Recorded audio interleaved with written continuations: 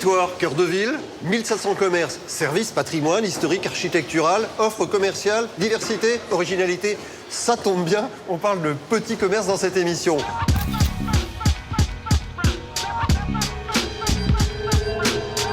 Bonjour, merci d'être au rendez-vous de Carte Mémoire. Nous sommes dans le fameux passage Pommeray à Nantes, rendu célèbre par Jacques Demy. Tout de suite, on va dans les arrière-boutiques. C'est Catherine Lemasson qui raconte. Depuis que les supermarchés ont débarqué en France en 1957, tout le monde s'accorde à dire qu'ils ont tué le petit commerce. 7 ans plus tôt, lorsqu'Édouard Leclerc, du fond de son hangar de Landerneau, décidait de partir en guerre contre la vie chère, il n'imaginait sans doute pas que cette nouvelle forme de commerce en libre service allait en effet sonner le glas de toute une génération de détaillants. En 1959, l'épicier expliquait pourtant à Pierre Desgroupes qu'il était à 2 doigts de tout laisser tomber. Édouard Leclerc, le public a tellement peu l'habitude de voir un commerçant s'attaquer au problème de la vie chère que pour lui ce commerçant est suspect. On m'a dit ici à plusieurs reprises que vous étiez aidé. Je ne sais pas par qui, pouvez-vous me le dire? Je n'ai été aidé par personne, sinon par ma femme. Il y a eu des moments dans ma vie, et surtout dans cette expérience, des moments de dépression, de très grande dépression, car lorsqu'on revoit le passé, je pense à des moments où devant cette résistance des commerçants et de tous ceux qui ne voulaient pas comprendre, j'ai hésité à poursuivre ce que j'avais commencé. Bon, lui ou un autre, de toute façon, le principe était clair et redoutable. Vendre moins cher en s'approvisionnant directement chez les producteurs. Comment faire alors pour que les petites boutiques s'en sortent? Se regrouper, protester ou les deux? En 70, la colère qui monte se transforme en ras-le-bol. Porté par un commerçant mécontent, Gérard Nicou, qui de passage à Nantes employait son talent d'orateur et son sens de la formule à défendre les droits de ses congénères. Nous assistons, si vous voulez, je n'emploierai pas le mot de génocide à l'heure actuelle, ça serait assez douteux, mais disons la Saint-Barthélemy du commerce et de l'artisanat, et disons qu'ils ont ce réflexe d'autodéfense, ils se battent le dos au mur, et en tant que désespérés, il ne faut pas s'étonner s'ils ont des réflexes de désespoir, c'est-à-dire s'ils en viennent des fois à mettre le dialogue dans la rue. Mais celui que les médias de l'époque surnommaient le Robin des Bois des commerçants et artisans n'était pas le seul à vouloir défendre leur cause. On le sait peut-être moins, mais les charlots avaient eux aussi, à leur manière, contribué à la sensibilisation du problème. Si, en 73, en sortant sur les écrans leur Grand Bazar de Claude Zidi. On défend par une comédie musicale les déboires de la petite épicerie, c'est ça? Oui, M. Galabru est terriblement triste parce qu'en face, il ne peut pas lutter. Il y a du personnel, c'est très joli. Alors nous, on l'aide un petit peu. On va dévaliser le supermarché habilement. On emprunte et on rendra ensuite. Plus tard. Et on transforme complètement son magasin. C'est très beau à l'intérieur. Et pour égayer un petit peu le service, on accueille les clientes en chantant et en dansant et on les fait participer. Et c'est une réussite. C'est de participer. C'est une réussite. C'est une réussite. Oui, Ça marche une journée. Ça marche une journée. Bon, d'accord, c'était pour de rire, histoire de dédramatiser la situation qui finira tout de même par préoccuper les pouvoirs publics. En 73 toujours, la loi Royer imposait aux supermarchés de respecter des conditions d'implantation, mais ça ne suffisait pas. Les petits commerces continuaient de disparaître. Ah non, ça peut pas durer comme ça. Mais les gens qui passent là, moi des fois je suis dehors, me demande où est le boulanger. Je dis il y en a pas, il y a la chanson qui dit il y a plus d'avion, ça le machin et tout. Bon, mais le boucher, il n'y a pas de boucher. Je dis, mais ça peut pas durer ça, ma pauvre dame. On est bien d'accord avec ce patron de bistrot à Baignon, dans le Morbihan, qui râlait à juste titre en 84. Mais tout ça n'était pas qu'une histoire de grande ou de petite surface. Il y avait aussi une question d'âge. Trop de vieux, pas assez de jeunes pour reprendre les affaires, sans parler du souci de rentabilité. Certaines petites communes, comme Crans-en-Champagne dans la Sarthe, prenaient véritablement conscience de la gravité de la situation. En 87, Madame le maire avait tout compris. Un village, on ne doit pas le laisser mourir. Il y a une grande désertification des campagnes et il faut essayer de garder des personnes, de les intéresser, qu'elles vivent peut-être mieux qu'en ville. Résultat, de nombreuses épiceries rouvrent leurs portes, inaugurées pour certaines en grande pompe et en fanfare, à grand renfort de subventions, de plans de renouveau ou d'opérations 1000 villages. Bref, nombre de petits commerces en milieu rural. Mais loin de croire que la situation ne se résume que par des chiffres, on sait que l'âme d'un village ou d'un quartier repose sur la vivacité de son commerce, qui n'a d'égal que la disponibilité et la chaleur humaine de ses tisseurs de liens sociaux. Les amours, ça va bien ce matin? Ça va. Et vous, ça va? Oh, moi ça va au poil.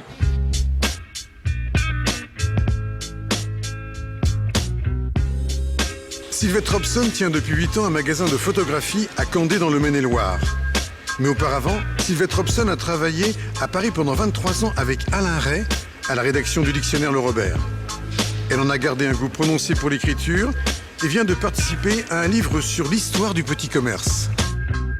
Sylvette Robson, quand vous voyez ce premier sujet, on voit Édouard Leclerc, on voit qu'est-ce que ça vous évoque, ce premier reportage? Le premier reportage que nous avons vu, rien de bien nouveau en fait, dans la mesure où dès le 19e siècle, on observe, milieu 19e, on observe des phénomènes identiques, c'est-à-dire que une grande distribution commence à se mettre en place avec des gens comme Aristide Boucicaut, par exemple. Qui est né dans l'Orne, un Normand.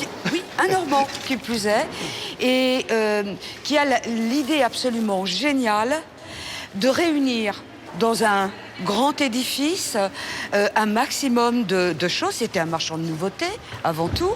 Qu'est-ce qu'il invente? Il a des principes de vente, c'est-à-dire la libre circulation dans les allées, des prix bas, une grande rotation des marchandises. Vous voulez dire que c'est déjà la fin du petit commerce? Oui. D'une certaine Moi, façon? je pense, en quelque sorte, c'est ça. Alors ça déjà. Ça sera raconté dans Le Bonheur des Dames? Dans Le Bonheur des Dames, c'est exactement cela. Et il faut savoir qu'en 1891, Zola, dans son livre qui s'appelle L'Argent, écrit quelque chose qui est vraiment tout à fait d'actualité, puisqu'il nous dit dans quelque temps, le monde sera un immense bazar où l'on pourra s'approvisionner en tout. Bon, alors ce petit commerce... Nous y sommes. Voilà, nous y sommes. Alors vous le connaissez bien, ce petit commerce, vous faites un travail en ce moment sur lui. D'ailleurs, commerce, ça vient d'où? C'est important le mot, vous me dites, pour comprendre d'ailleurs petit commerce. Alors, petit commerce, pourquoi commerce? petit? Mais commerce vient du latin merx, qui veut dire marchandise. Alors, il faut savoir aussi que dans plusieurs langues, il y a deux mots pour expliquer ce mot-là. En français, nous avons la particularité de n'en avoir qu'un seul qui va recouvrir plusieurs valeurs. C'est-à-dire la transaction elle-même, parce qu'avant tout, il y a la négociation, ce qui veut dire l'acte de parole. Oui. Et il y a la transaction physique de marchandises. Et notre mot français recouvre cet ensemble de choses et avant tout la relation humaine. Alors vous, justement, ça vous plaît la relation humaine? Eh bien justement, on déroule cette émission, je vous emmène, vous savez, à la campagne, ce klaxon qui retentit, le klaxon du boucher, du boulanger, peut-être qu'à Candé, dans votre ville, il y a encore ça. On regarde et puis on en parle évidemment tout de suite après. Bon, alors 3 côtelettes de porc et 10 cm de boulin noir. Yes. Michel est boucher ambulant. Avec sa camionnette customisée, il sillonne la campagne du Maine-et-Loing autour de la commune de Coron. Son père faisait le même travail et même s'il rêvait enfant d'être mécanicien, il a plaisir à rencontrer sa clientèle qu'il connaît par cœur. Le réalisateur Sylvain Boutet l'avait accompagné dans sa tournée en 2005, Morceau choisi. Remarque les tournées, c'est sympa, hein. Tu rigoles. Allez, on arrive. Elle vient, tu vois, parce que la dame est là des fois, viens. Là, directement à la fenêtre.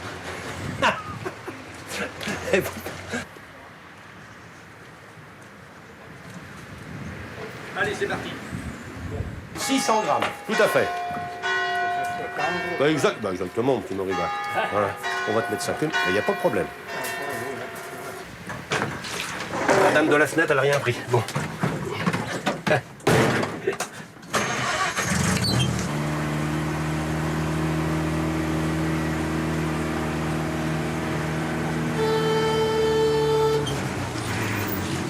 Une belle femme. Madame. Bah, tu sais, les marchés, des gens aiment rigoler. C'est pas dans un magasin, hein. Et un marché, il faut que ça soit vivant, autrement c'est baiser. Hein. Tu vois pas? Il y a un gros Titi qui est là. Allez, on va prendre.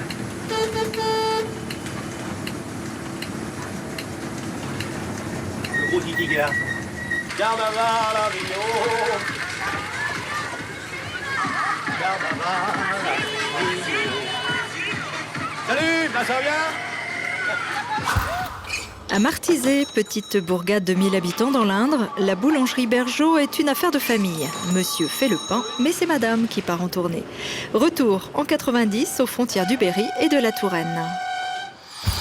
C'est l'heure du petit matin où les ambulants sont pressés. Il y a 120 fermes aujourd'hui qui attendent la boulangère de campagne. Non, il y a trop de travail dans une ferme pour faire un voyage de 8 km tous les jours. Les retours se fait 16 pour chercher, par exemple, juste faire son pain, quoi. Quand on va dans les supermarchés, on fait la réserve pour une quinzaine de jours. Mais alors, le pain, c'est pas possible. Vous savez, hein, faire 8 km pour aller chercher un fromage quand on passe à votre porte, hein, moi j'estime que ça vaut pas le déplacement. Bon, évidemment, on aurait un supermarché à 500 mètres, ça serait peut-être plus avantageux d'aller au supermarché. Hein. Des tournées, il y en a toujours eu en campagne. Autrefois, elles étaient pratiques. Aujourd'hui, elles sont indispensables. La population vieillit, les petits commerces ferment. Les bouchers, les épiciers qui tournaient ne sont plus là. Ceux qui restent mettent les bouchées doubles.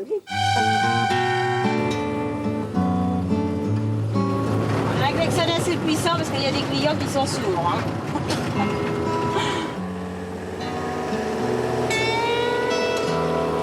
Ah ben, dites, faut bien voir arriver le boulanger à sa porte, qu'il va arriver le médecin. Ça va bien. Et au revoir. Et bonne soirée. Merci à vous aussi. Merci. C'est pourtant le médecin que l'on voit de plus en plus souvent. Alors la boulangère ambulante est devenue l'un des derniers signes de vie dans les villages qui vieillissent. Elle, au moins, ne les oublie pas tout à fait, pourvu qu'elle continue. Alors on se souvient tous de ce klaxon, et même encore aujourd'hui, pour ceux qui vivent dans notre Grand Ouest, dans les campagnes, mais on l'entend encore. Et c'est du lien social, pour le coup. Oui, c'est un lien sonore, Oui. tout d'abord, Oui. et un lien social, bien sûr. Il y a encore quelques tournées aux alentours de Candé, par exemple. Oui, Candé, votre ville, tout près de Angers, bien oui, sûr. Bien sûr. Et où des tournées de pain, peut-être plus d'alimentation, je pense, mais au moins de pain, vont de ferme en ferme fournir les vieilles personnes qui n'ont pas forcément un moyen de locomotion. Et ça, je pense que ça conserve le lien, tout comme un facteur conserve aussi le lien social. Même si de nos jours, de moins en moins, ils semblent avoir la possibilité de également aller apporter quelques denrées à des personnes au fin fond de leur ferme. Alors on parle du lien. Pour vous, il y a un autre aspect qui est très important, c'est, vous dites, la confiance. La confiance, parce que historiquement, un vrai marchand, c'est la confiance. Parce que quelqu'un qui n'a pas confiance ne va pas revenir acheter. Donc il y a à la fois le jeu de séduction, de confiance pour capter son client, évaluer ses désirs, sa capacité financière. Et c'est tout cela que le marchand faisait. Alors, qu'est-ce qui s'est passé au début du XXe siècle? Il y a eu un début de désagrégation de cette confiance, de ce lien, puisque les publicitaires sont intervenus. Qu'est-ce que ça a changé, en fait, l'arrivée de la publicité pour vous? Eh bien, c'est-à-dire que la publicité est devenue la marque d'un professionnel qui a séparé le marchand de son produit, de ce qu'il avait à dire, de son discours, n'est-ce pas? Et s'est approprié la marque et du coup la confiance. Parce que quand vous allez acheter des lunettes, sans citer de nom, vous allez dans n'importe quelle boutique et vous dites, je suis allé par exemple chez Franck Provost me faire couper les cheveux. On salue, il est passé dans cette émission. Il est passé, je sais, il n'y a pas longtemps, où j'ai acheté des lunettes à Flelou. Oui, voilà. Oui. Bon, mais vous faites de la pub, vous avez vu, faites pas de la pub pour le petit commerce, vous faites de la pub pour les grandes marques. Et on parle du petit commerce comme quoi, en fait, c'est ça ce qu'on entend dans votre discours, c'est finalement la force de la grande distribution, c'est ça. Est-ce que vous voulez rester avec nous, Sylvette, pour qu'on déroule encore cette émission? Sylvette Robson est avec nous. Dans ce passage Pommeret à Nantes, rôde encore le souvenir de Jacques Demy. Ce réalisateur nantais avait tourné ici des séquences pour son film Lola. Mais il avait également réalisé les parapluies de Cherbourg, à Cherbourg.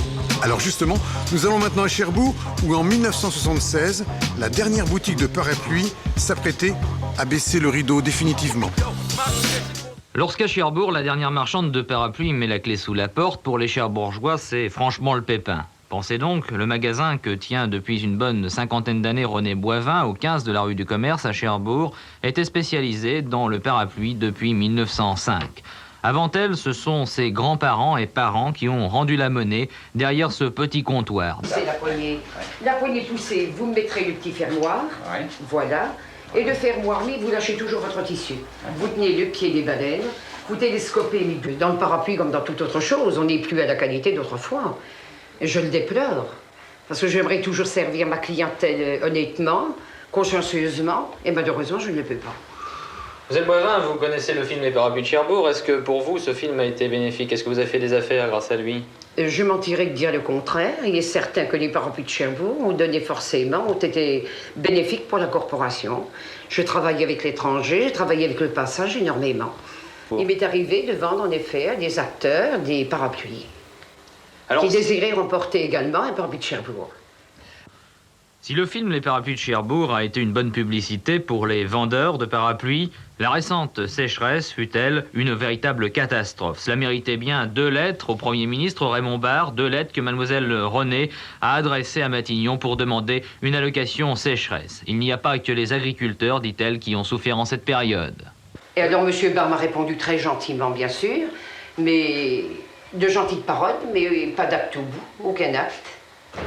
Mademoiselle Boivin, ce soir, dans quelques heures, ce sera terminé. Ce magasin dans lequel presque vous êtes né, eh bien, ce sera fini. Ce sera plus un magasin de parapluies. C'est gros cœur que vous quittez la maison. Monsieur. Ah oui. Oui, parce que j'ai une clientèle très attitrée. Mes clients ne sont plus des clients. La plupart de mes clients sont des amis. Et il est certain que toutes ces personnes qui vont et viennent depuis quelques jours au magasin me témoigner toute leur sympathie. Et il est certain que ça me fait de la peine. Voilà, on vendait des parapluies à Cherbourg, bien évidemment, et nous sommes à Nantes aujourd'hui, dans ce fameux passage Pommerais. Sylvette Robson, vous écrivez depuis quelques années un livre qui sortira prochainement, Histoire du commerce, Candé, 1850-1960. Oui. Candé, entre Châteaubriand et Angers. Oui. 2700 habitants. Oui. Qu'est-ce qu'on apprend dans votre livre sur le petit commerce? On apprend sur le petit commerce et on apprend sur le grand commerce aux bestiaux aussi. Car Candé, avant tout, est connu pour ses foires ancestrales depuis 600 ans, quelque chose comme ça. Et en fait, la vitalité de cette ville a reposé non seulement sur son tissu de petits commerçants, mais qui a été sous-tendu par toutes ces nombreuses foires, cette foire à l'embouche, où les gens venaient de Flandre, de l'Est, de tout le Grand Ouest de la France, acheter des vaches maigres pour aller les mettre en embouche sur leur pâturage. Alors aujourd'hui, ça doit être un problème à Candé, parce que finalement, bon, c'est pas très connu. Non. Donc le commerce, c'est un commerce pour les gens du pays, simplement, pas pour les touristes. Non, on ne peut pas parler de tourisme à proprement parler, ça c'est vrai. Donc il reste peu de commerce par rapport à la grande époque de Candé, par exemple. Peu de commerce. Et est-ce que c'est à peu près partout finalement? Est-ce que c'est pas ce qui se passe dans le Grand Ouest aujourd'hui? Bien sûr, de manière générale, en France, pas seulement dans le Grand Ouest, bien sûr.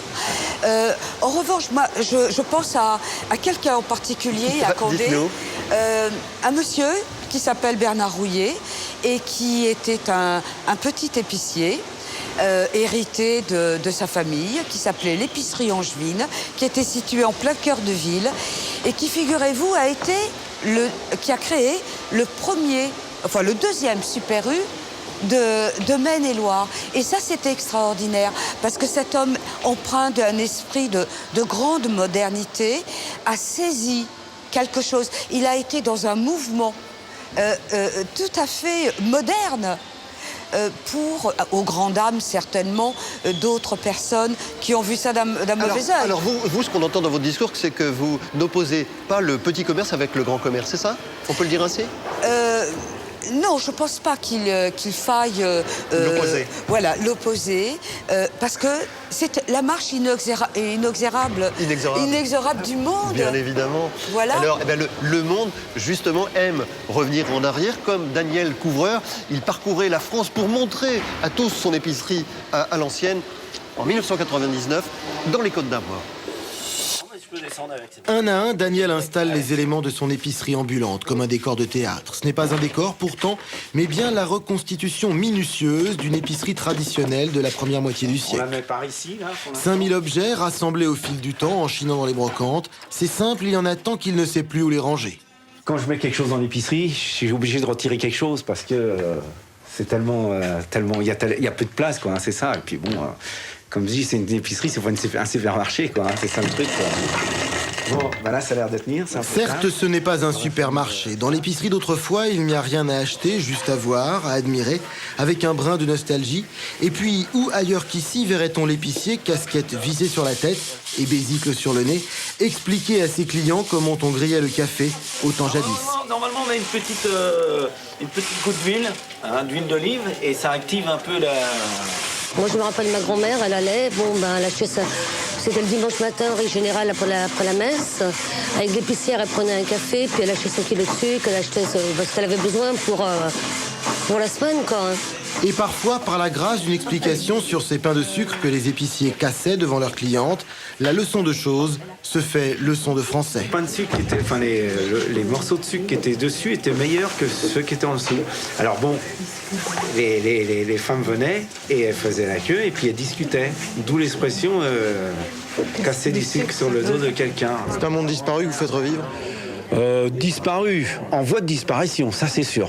Pas tout à fait disparu, mais à ce rythme-là, c'est vrai qu'il n'y aura plus du tout d'épicerie d'ici, je dirais pas l'an 2000, parce qu'on est à l'aube de l'an 2000, mais d'ici quelques temps, il n'y aura plus rien, quoi. Pour se consacrer à sa passion, Daniel a quitté son travail de représentant. Mais aujourd'hui, il continue à sillonner les routes de France, de foires en fêtes de village, avec son extraordinaire musée ambulant du petit commerce. Sylvette Robson est avec nous dans Carte Mémoire. Sylvette Robson, au cœur de cette relation marchande du petit commerce ou du grand commerce, mais essentiellement du petit commerce, vous dites qu'il y a la confiance et que c'est vraiment ça. La confiance et le prix. Oui. C'est important, dites-vous. Je crois qu'un consommateur, un client, de quelque époque qu'il soit, accepte l'idée qu'un marchand, quand il va acquérir sa marchandise, risque de faire une mévente et que tout ça doit être compris dans le prix qu'il va payer. Là où ça ne marche plus, c'est quand il y a une disproportion entre ce qu'il achète et le prix. Donc, parce que là, on entre dans de la spéculation financière. Et en ce moment, c'est ça que nous ressentons. C'est quelque chose qui n'est pas nouveau non plus. À l'époque, quand il y avait rétention de grains, par exemple, de blé, et qu'on revendait quand il y avait disette, ça créait quand même des révolutions. Bien sûr. Alors en tout cas, vous, la conclusion de votre livre, elle est de dire quoi par rapport à ce petit commerce ? Wow. Votre phrase, quelle est-elle ? Ma phrase favorite, c'est que je crois que il faut faire du commerce et pas la guerre. Ouais. Voilà, c'est tout. Ouais. Parce que c'est ça qui entretient. N'oublions pas que c'est la relation humaine avant tout. Écoutez, je ne sais pas si vous êtes commerçante, mais merci pour ce moment Je ne sais pas. passé avec vous. C'était Sylvette Robson. Marie-France Mourigot est une anthropologue qui travaille à l'Institut des hautes études en sciences sociales. Dans le cadre de ses travaux, elle a étudié le commerce sur l'île de la Réunion. Rien à voir avec nos régions ? Pas si sûr. Les problématiques du commerce sont transposables à Nantes ou à Candé. Vous venez de l'île de la Réunion. Finalement, le commerce, tout est transposable. Ce que vous avez vu là-bas, ce que vous avez observé ? Il est transposable parce que les commerçants sont les commerçants, les clients sont les clients. Bien sûr. Et qui recherchent les mêmes choses. Et c'est-à-dire du lien, c'est-à-dire qu'on soit à leur écoute. Et je pense que les petits commerçants d'ici, comme ceux de là-bas, peuvent s'en sortir. Mais la lutte semble inégale avec aujourd'hui les grandes surfaces, les hypermarchés, le e-commerce. Oui, Comment fait-on? Ben, la lutte est inégale parce que financièrement, évidemment, c'est l'argent qui détermine tout le fonctionnement du commerce. Alors c'est quoi la chance du petit commerce dans tout ça? Ben, la chance du petit commerce, c'est de préserver le lien. Le lien avec son client? Avec le client, c'est d'être là, de savoir que Madame Intel préfère la viande coupée épaisse et puis la baguette pas trop cuite ou davantage cuite, ou bien qu'il faut personnaliser la relation d'achat et que le client soit un client et pas seulement un acheteur. Ah ouais, c'est ça, que ce soit là encore la relation humaine qui soit encore dans cet acte de vente. Parce qu'on est dans un monde où finalement c'est l'individualisme qui prime. Et donc, si on peut avoir de la convivialité, se demander si on va bien, si les enfants vont bien. Et vous, ça va? Oui, ça va bien. C'est Marie-France Mourigot avec nous. Merci. Et on déroule cette émission. Merci Marie-France.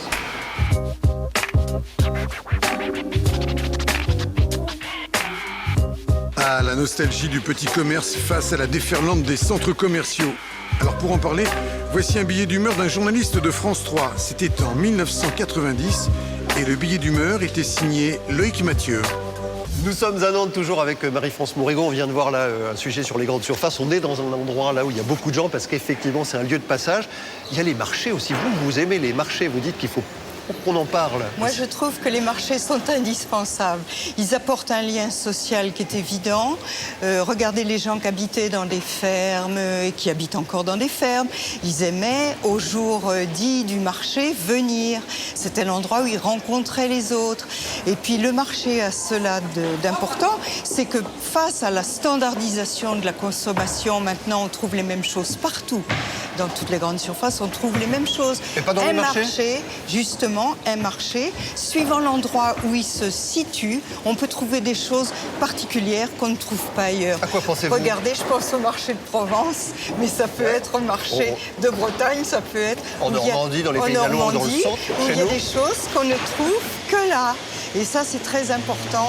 On a le sentiment que les marchés vont encore vivre longtemps, alors que le petit commerce, on peut se poser la question. Qu'en pensez-vous ? Le petit commerce, non, il va durer. Je pense qu'il va durer si les gens sont innovants. Et puis aussi parce qu'on en a un peu assez des grandes surfaces, de leur froideur, du désert absolu. Donc je crois que de plus en plus, la proximité, on va revenir à la proximité. La preuve, c'est que regardez les groupes comme... oui, mais le coût, j'entends bien, il y a des groupes, mais le coût. On a le sentiment que le petit commerce est un peu plus cher que la grande surface. C'est peut-être un petit peu plus cher, mais finalement, est-ce que le lien qu'on y trouve ne vaut pas la peine qu'on dépense un petit peu plus d'argent ? Eh bien, pourquoi pas ? Et puis on va voir là, en 96 à Orléans, un placier. Parce que justement, vous parlez des marchés, ben regardez cette histoire. Oui.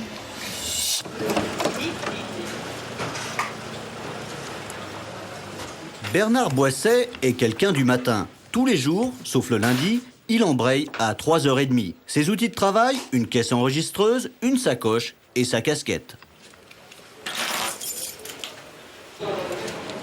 Bernard est placier sur les marchés d'Orléans. Placier, il attribue les places des vendeurs et perçoit les taxes jusqu'à 12h30. Tiens mon petit gars. Merci mon grand. Merci. Ici, au Halles, dans le quartier de la Charpenterie, le mètre linéaire des étals est à 9 francs. Marché de gros et de demi-gros jusqu'à 7 heures, marché de détail au-delà. Une centaine de producteurs et une trentaine de revendeurs, tous connaissent la devise du placier. Et de bonne heure, de bonne humeur, comme vous dites. Les plus anciens le connaissent depuis ses débuts, parfois même avant. Quand il se lève du pied droit, ça va bien, mais quand il se lève du pied gauche, ça va pas. Ah, avec nous, il est super. Moi, je trouve qu'il est super. Il n'y a aucun problème. Moi, je n'ai pas de reproche à lui faire. Quand j'ai connu Boisset, j'avais 30 ans. Et lui, il en avait 14. Il débutait dans les fermes. Seulement, dans les fermes, il y avait des chevaux, il y avait beaucoup de main-d'œuvre. Et puis, son patron l'a acheté un tracteur et tout ça. Et Boisset, il ne s'est pas retrouvé sur le pavé, mais il est obligé de quitter la campagne comme une multitude d'ouvriers agricoles. Ils ont été vite recasés en ville.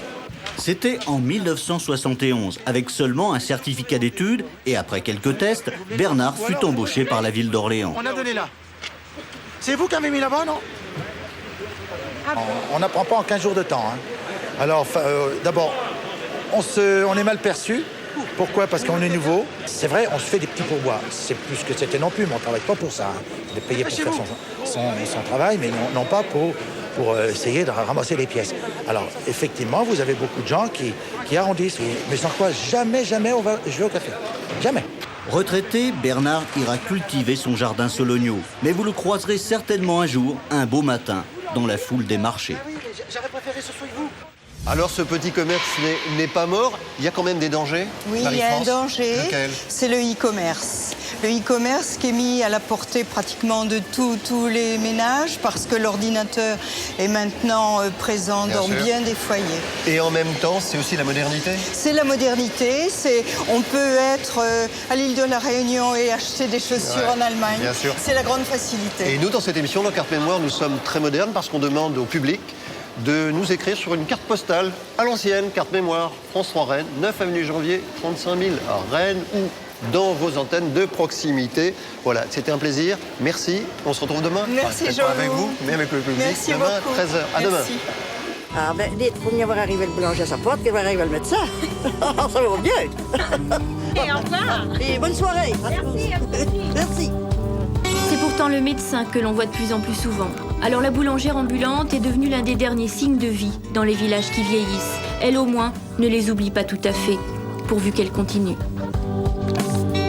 Par ici, là, 5000 objets rassemblés au fil du temps en chinant dans les brocantes. C'est simple, il y en a tant qu'il ne sait plus où les ranger. Quand je mets quelque chose dans l'épicerie, je suis obligé de retirer quelque chose parce que c'est tellement il y a peu de place, quoi, hein, c'est ça. Et puis bon, comme je dis, c'est une épicerie, c'est pas un supermarché, quoi, hein, c'est ça le truc, quoi.